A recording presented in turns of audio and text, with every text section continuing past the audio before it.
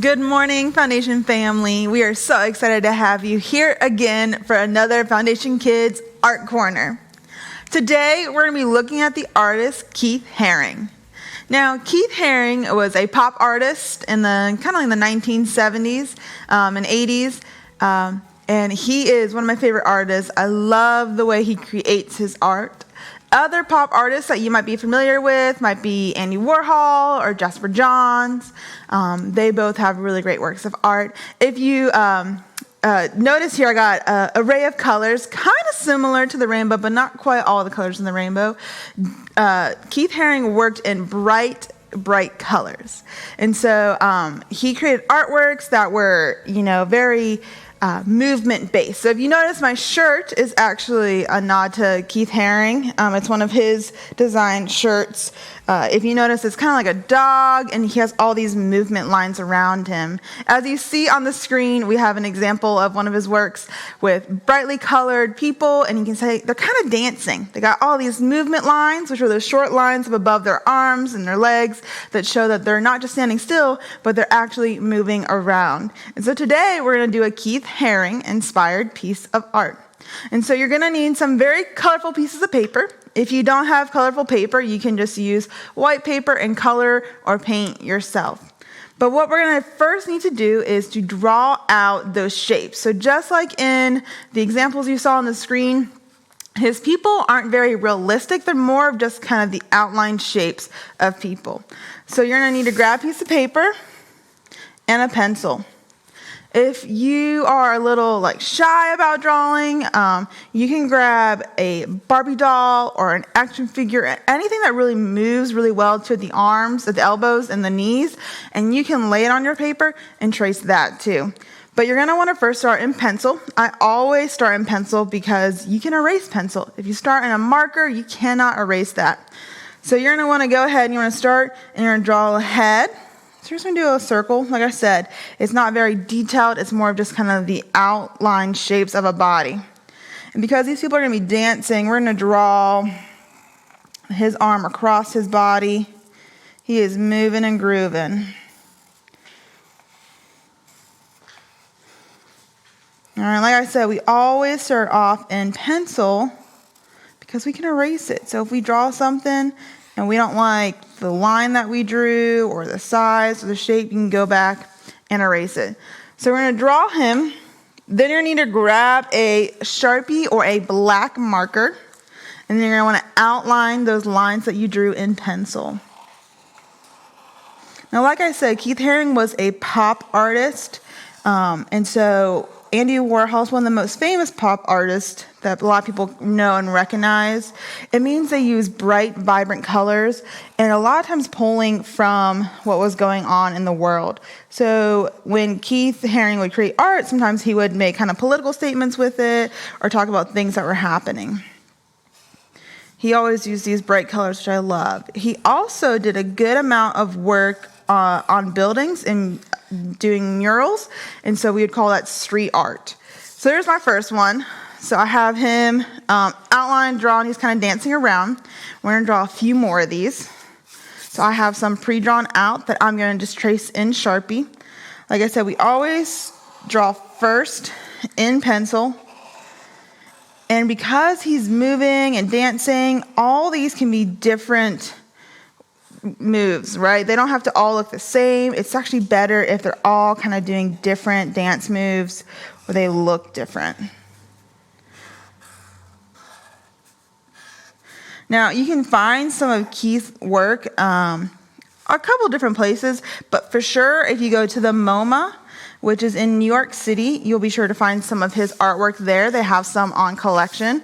And then also the Art Institute up in Chicago has some of his works. And so if you're in those areas and you want to see a Keith Haring piece of artwork in person, I would recommend going and visiting those museums.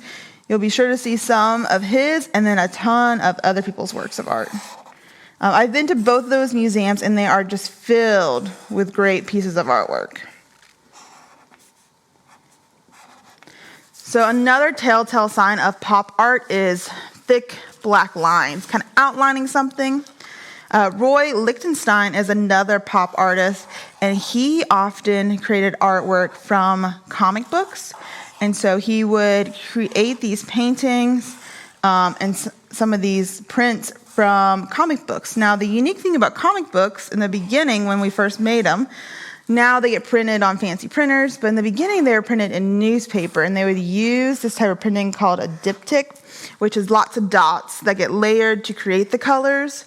And so they would use, he would paint like that. And so he'd include all those dots on faces in the background to show that it looked like a comic book. Okay, so now we have our figures drawn out. They're all kind of making some different moves. You have to cut them out.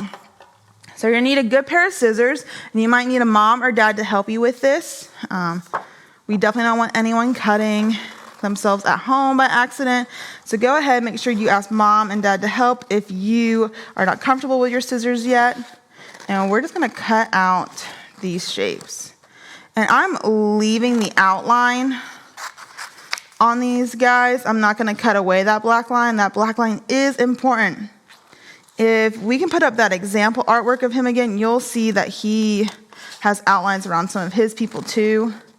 Yeah, see those very colorful guys? And then see how they all have that black outline?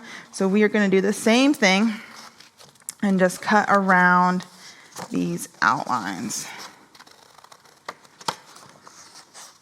I wonder who all has been practicing their scissor work. It's not easy to cut things out. I know in preschool we practice it some, and in kindergarten you really got to start using those scissors. And you've got to be aware of what's going on and where they're cutting.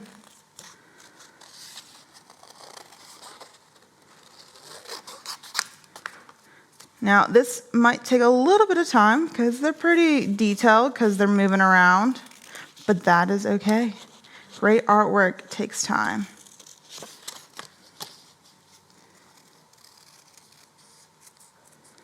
I wonder who played outside yesterday. It was a gorgeous day. I thought it was really nice and sunny. I didn't get to play outside at all yesterday. I was inside for the most of the day, but when I walked outside every time, I was like, oh, it feels so nice. It feels like summer's almost here. I know today it's gonna rain a little bit, is what the forecast said, at least at my house. It said it's gonna rain, so it's sad.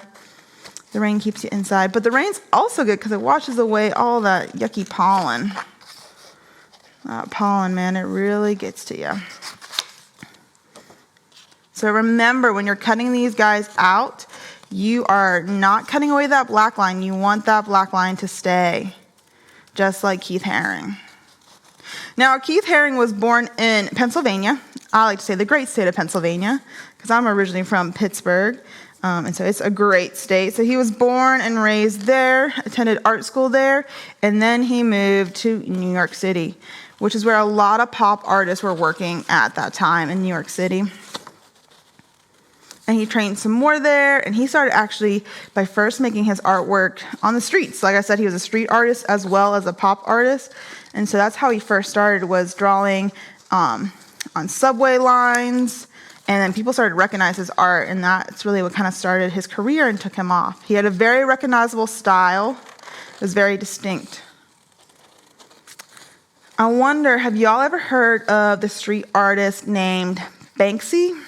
He's a very famous street artist.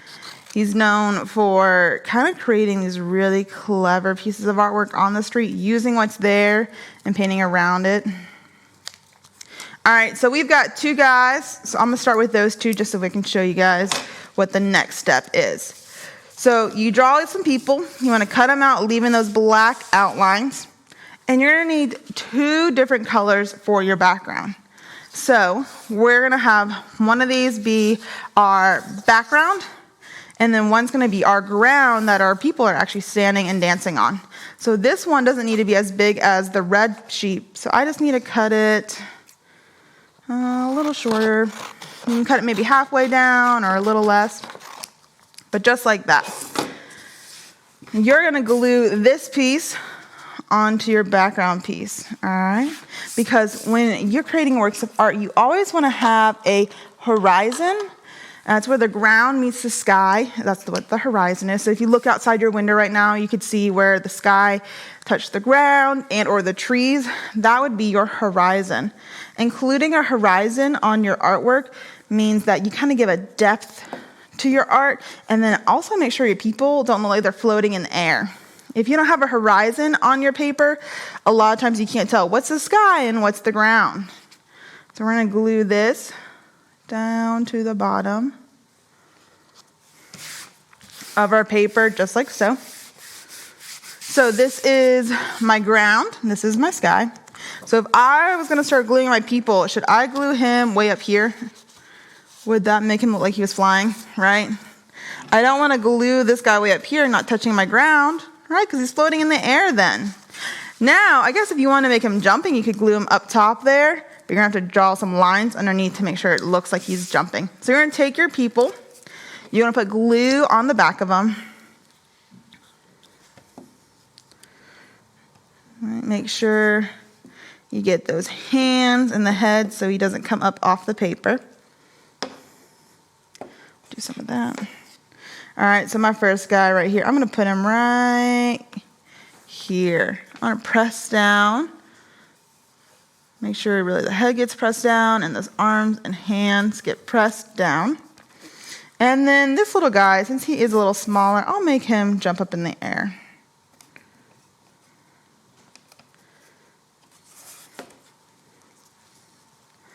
We'll have him right up here. Now, if I didn't do anything to him, wouldn't he look silly compared to him? He's definitely standing on the ground, and he looks like he's floating. But we're going to add some movement lines, right? Just like my shirt, you can see all these lines around the character. Those are what we call the movement lines. Because if he's just standing there, it just looks like he's floating in air. But if you draw some lines, all of a sudden it looks like he might be jumping in the air. So we're going to go ahead and do that. You're going to need that black marker again and or Sharpie. And I'm going to draw some lines that come down from the bottom. So that it looks like he is jumping straight up and down. I'm going to draw some over here too. So it really looks like he's starting to take off. And then around this guy who's dancing, we're going to draw some movement lines around his hands and his knees. Let's see what else. Maybe one over here. And then for your ground as well, in our sample artwork, you can see that he just put some lines, kind of some detail on our ground. So you can do that as well. We'll just do some dashes all over our ground.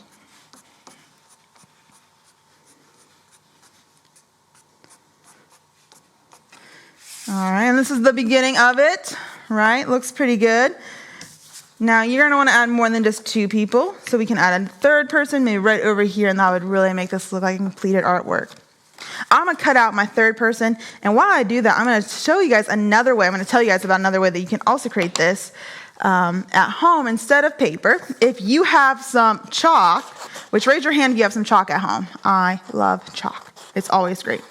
And I know today it says there's supposed to be some showers, so maybe wait until tomorrow. But you can go outside with some chalk, and you can get maybe a brother or a sister or uncle, grandma, whoever you live with to lay down on the ground. And you get them to pose, right, in a real funky position, like they're dancing, but on the ground. And then you can trace them, you can outline them in that chalk.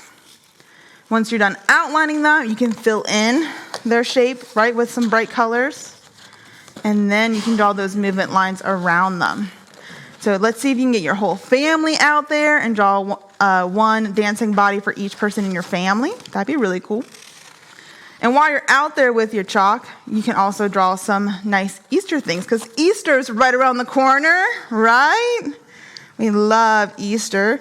And so you can draw some pretty eggs, and maybe even invite someone to do Easter with you online this year. We're doing our gathering at 10:30 this Sunday for Easter.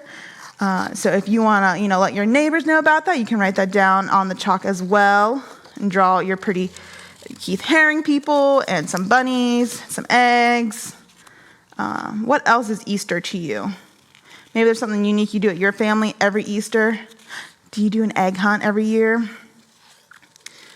Maybe you guys have ham every single Easter. My mom always made ham for us on Easter.